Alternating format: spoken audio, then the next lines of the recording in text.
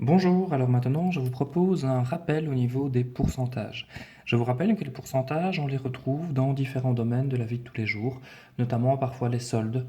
Donc parfois vous allez voir sur la vitrine d'un magasin tout à moins 20%. Ça veut dire que vous allez payer votre vêtement par exemple 20% moins cher que d'habitude.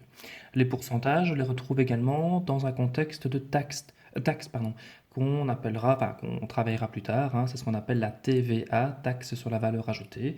Donc en fait, ça veut dire que lorsque vous achetez quelque chose, il y a une partie, un pourcentage qui en fait va à l'État et qui constitue en fait une taxe.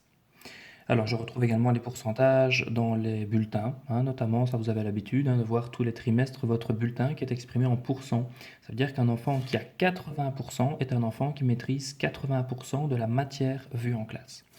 Alors, je vous rappelle, pour bien comprendre le concept des pourcents, qu'un pourcentage, c'est en fait une fraction qui est exprimée sur 100.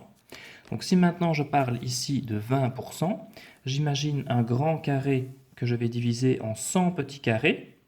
Et sur ces 100 petits carrés, je peux les compter si j'ai envie, sur les 100 petits carrés, je vais en colorier 20.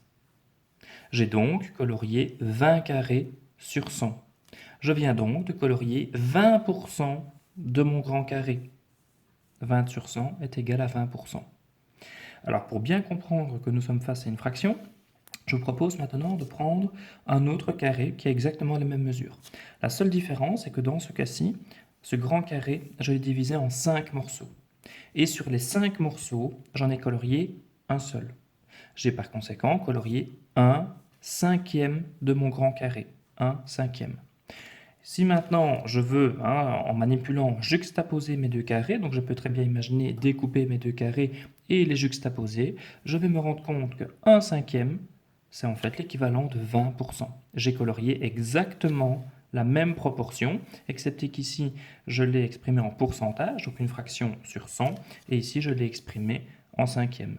Et je peux aussi voir au niveau mathématique que 1 cinquième est égal à 20%. Je vous rappelle qu'en fraction, la règle d'or est que si je multiplie le dénominateur par un nombre, je dois aussi multiplier le numérateur par ce même nombre. Par conséquent, pour passer de 5 à 100, je dois faire fois 20 en dessous, fois 20 au-dessus. 1 cinquième est égal à 20% que je peux exprimer comme ceci.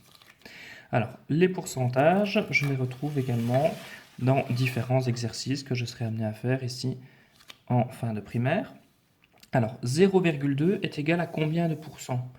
Ça a l'air compliqué alors qu'en fin de compte, c'est tout simple. Il faut tout simplement vous dire que 0,2, c'est également 2 dixièmes. D'ailleurs, lorsque je lis, que je dise 0,2 ou 2 dixièmes, les deux sont bons. 0,2 est donc égal à 2 dixièmes. Je vais tout simplement transformer mes 2 dixièmes en pourcentage. Pour passer de 10 à 100, je fais fois 10 en dessous, fois 10 au-dessus. 2 dixièmes est donc égal à 20%, que je peux également exprimer comme ceci. Et maintenant, je peux aller aussi dans l'autre sens. Il est clair que 20%, c'est en fait 20 sur 100. Par conséquent, 2 sur 10, par conséquent, 0,2. Alors, autre exercice possible, je vais vous demander de calculer le pourcentage d'un nombre. C'est quelque chose que vous serez notamment amené à faire lors des soldes. Si maintenant vous achetez un objet à 2000 euros et que vous avez 5% en moins, puisque c'est les soldes, voilà, la question est de savoir combien d'euros allez-vous payer en moins. Donc pour ça, il y a un petit calcul à faire. Et ce calcul, on peut le faire de différentes façons. Il y a plusieurs chemins possibles, donc à vous de trouver le chemin qui vous correspond le mieux. Donc je vous rappelle que 5% de 2000, c'est en fait 5% fois 2000.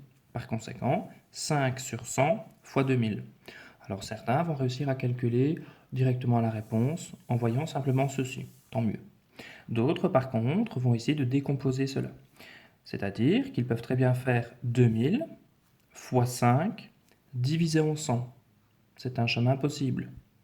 Je peux également faire dans l'autre sens. 2000 divisé en 100 fois 5. Quoi qu'il en soit, quel que soit le chemin emprunté, la réponse sera 100. Par conséquent, 5% de 2000 est égal à 100. Alors il y a encore une autre technique. D'autres enfants vont préférer justement le concept de la fraction irréductible. Donc ils vont commencer par transformer les 5%, donc 5 sur 100, en fraction irréductible.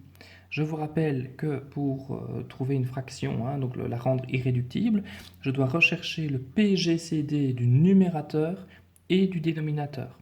Dans ce cas-ci, le PGCD de 5 et de 100, c'est 5. Je vais donc diviser en 5 au-dessus, diviser en 5 en dessous, et je constate en fait que 5 centièmes est égal à 1 vingtième. Par conséquent, 5%, c'est égal à 1 vingtième. Je peux donc très bien faire également 2000 fois 1 vingtième, donc 2000 fois 1 divisé en 20. 2000 fois 1, c'est pas du tout intéressant, je peux sauter cette étape, puisque ça ne changera rien du tout. Donc je peux directement faire 2000 divisé en 20.